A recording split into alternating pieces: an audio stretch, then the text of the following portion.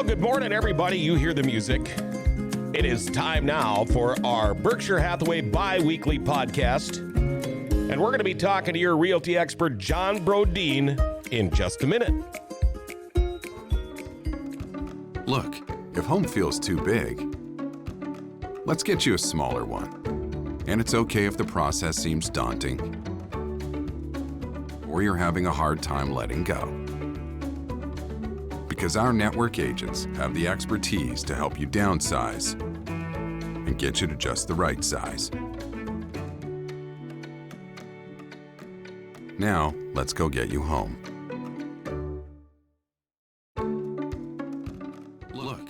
Hey, just like that, we're back. John Brodeen, how come you're not in one of those commercials? I know. Those are good commercials, aren't they? They are.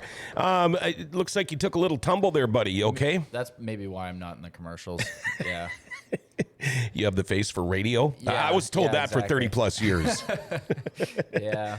So, It happens. yeah, you do that. What do you do again? What kind of? Like Brazilian Jiu-Jitsu and a little bit of MMA stuff. So Okay, yeah, and you took an elbow to the face. Yeah, completely accidental. My training partner didn't mean to do it, but sometimes it happens when you're wrestling and scrambling and everything. Mm-hmm.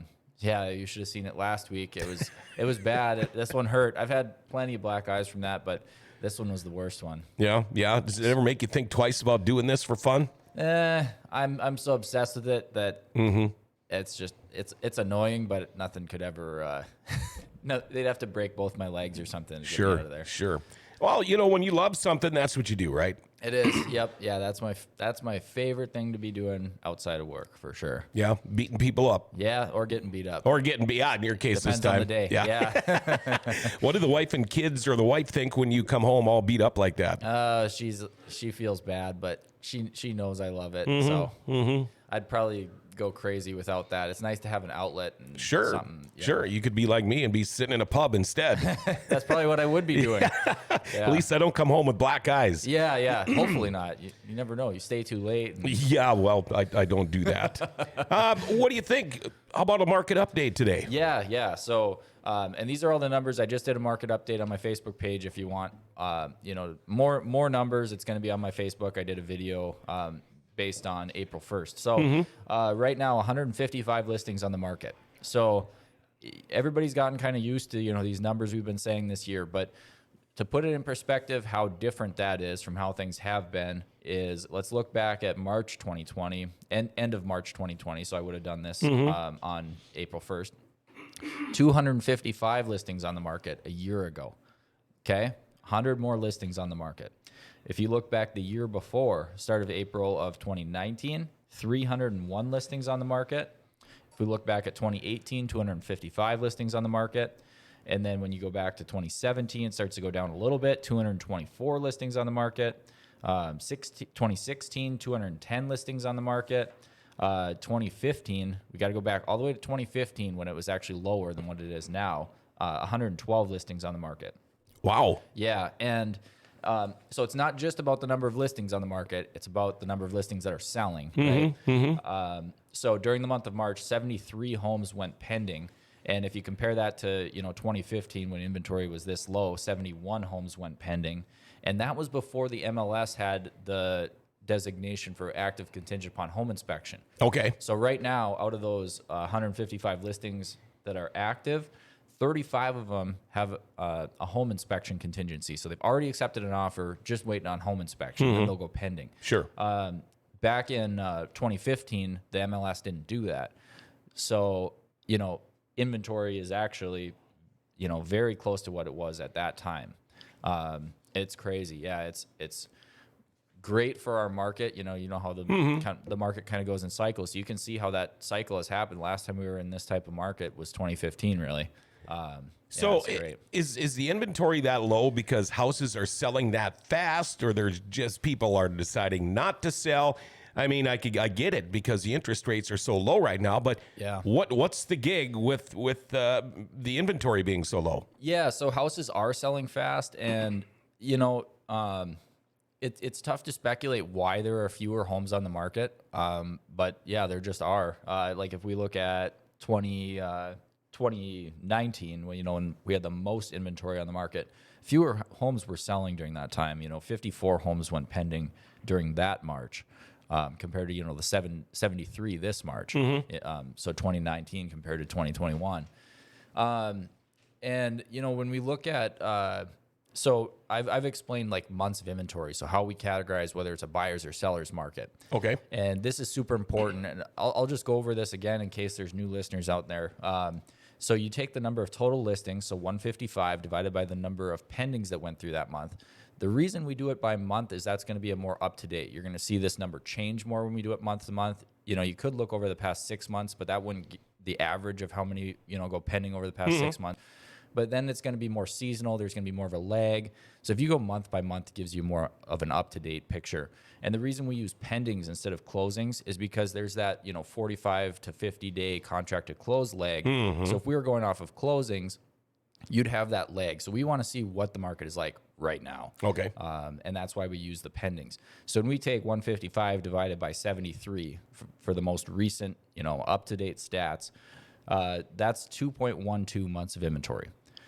So basically, if houses were selling, if they continued selling at the rate that they're selling at right now, 73 homes a month, it would take only just over 2 months for all of that inventory to sell out. So that's how you know whether you have, limited supply or whether you have an oversupply. 6 months is considered a balanced market. And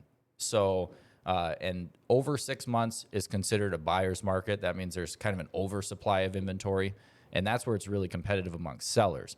When you have less than 6 months of inventory on the market, that's kind of an undersupply. So now you're going to see a lot of competition amongst buyers. Yeah. So with inventory being this low, if you're deciding you want to sell your house, is now the right time to do it? Now is the best time in a long time to set a record for, your sale price. We're seeing a ton of records getting set for the, the highest sale in the neighborhood, for the highest price per square foot ever sold in the neighborhood, highest price per square foot for your type of house. If you've got a single story, 1960 built, 2,000 square foot house with a 2-stall garage, this is when you're going to see records set if you have an attractive home. It didn't seem like it was that long ago that a 1960s house was a fairly new house. And But then again, it wasn't that long ago when I still thought we were in the 1980s, that's not really an old house, is it? No, and a lot of those homes are nicely updated. So the way that we look at it is if something's been updated, kitchens, bathrooms, flooring, not so much on flooring and paint, you probably update more often. But if like the big stuff in a house has been updated within the past 15 years, it's updated. Yeah, windows, roofs, things like that. Yeah, and with the life cycle of like, maintenance-free siding, maintenance-free windows, architectural shingles, the life cycle of those is going to be even longer. But if you're talking like kitchens and bathrooms, it's probably still pretty on trend if it was updated within the past 15 years. Right. Are you seeing now that houses are selling faster after they are on the market? Because, and again, I keep going back to my son. They had how many people put offers on the house, and these all came the day it was listed. Within, I think, the first 2 appointments that day, he'd gotten way more for the house, and they paid cash. Yeah, and that's like best case scenario. Later this week I'll talk about on Friday. I'm planning to talk a little bit about some of the stuff we're seeing, some of the extra perks that buyers are offering to try to make their offers more attractive, because it is very competitive amongst buyers. Things are selling faster. So like the average days on market for the homes sold here in March was 114 on average. That includes the really unattractive homes that have been sitting forever, as well as the attractive move-in ready, well-priced listings. The ones that go like that. Yes. Yep. And like when you compare that to 2019, in March, out of the homes, and this is off the closed. So there were 69 closed transactions. We don't see the sale price. Nobody sees the sale price until it goes through closed. So we're not talking about the pendings anymore. So these were probably pendings that went through in, February. Sure.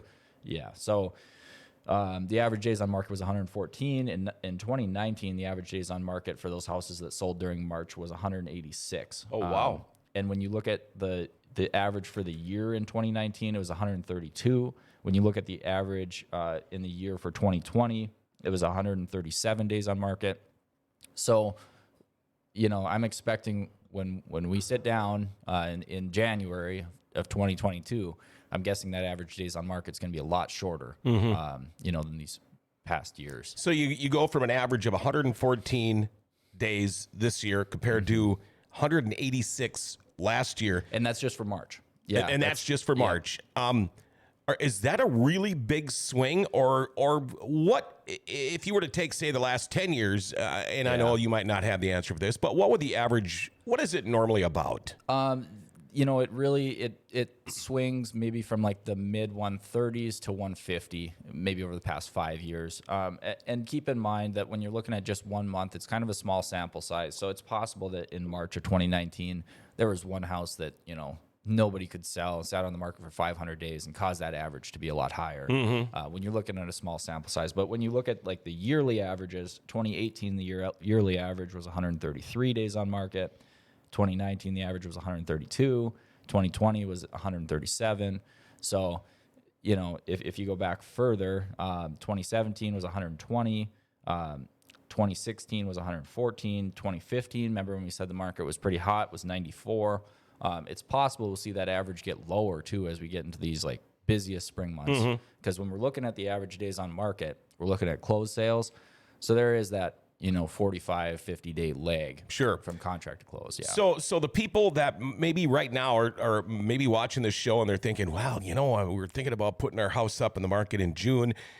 Boy, that thing's going to go just like that in a week. That's not the case all the time. Not all the time. So the houses that are sitting for longer, maybe they, unfortunately, you do see some agents cut corners when the market's this hot. You still, you see an agent be so eager to put a listing on that maybe they, and they're really not informing their seller of everything in this case. Like if they're so eager to put the listing on the market that they put it up with no photos, or they put it up at too high of a price, maybe an unrealistic price where they didn't do their research, or if they didn't have the seller make some simple fixes that could really make it a lot more marketable. Maybe they failed to mention a super marketable feature of the home. There's still mistakes an agent could make that would cause a listing to sit on the market for a long time. And it's not every price range that the market's hot. Like the below 140 price range, I've told you, I think we talked about this a couple weeks ago too. That market is struggling a little bit right now. So it's not as hot as the rest of the price ranges. So it is a little bit specific to what type of home you have. But if you have an attractive home in the average, in the average price point, anywhere from like your average first-time home buyer home all the way up through the luxury, it's your best opportunity to get top dollar and sell it quickly. And those two things go hand in hand. When you sell, if it takes you 200 days to sell, it means you made some mistakes that cost you some attention, which is going to cost you money.